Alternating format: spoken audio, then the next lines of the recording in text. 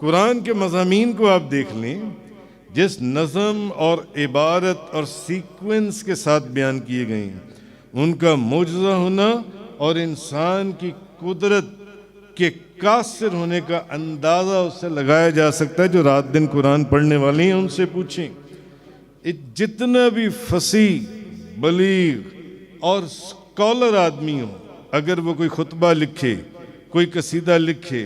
और अपनी पूरी ताकत उसके ऊपर सर्फ कर दे, उस कसीदे के ऊपर,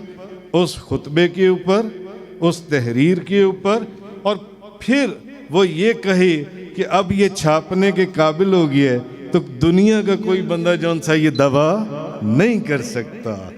कर सकता। वो मुसलसल गौर करता रहता है, हर दफ़ा नई प्रूफ रीडिंग के अंदर पिछले कुछ लफ्ज़ों को काट देता है और नए लफ्ज़ ले आता है, कुछ जुमले ऐड कर देता है, कुछ जुमले निकाल देता है उसके अंदर से, साथ साथ कई जुमले तब्दील करता है, लिखता है, मिटाता है। बड़े से बड़ा मुनकरे इस्लाम भी ये साबित नहीं कर सकता कि कुरान की किसी तहरीर या आयत के अंदर कोई लफ्ज़ मिटाया गया है और कोई लफ्ज़ दाखिल किया गया है, कोई आयत कोई जुमला डाला गया या कोई जुमला वो साबित ही नहीं कर सकता कि ये लफ्ज़ पहले मौजूद था, आज मौजूद नहीं है। कुरान मजीद में किसी लफ्ज़ के कम न हो सकने और ज़्यादा न हो सकने के इन दोनों दामों की सदाकत कुरान मजीद की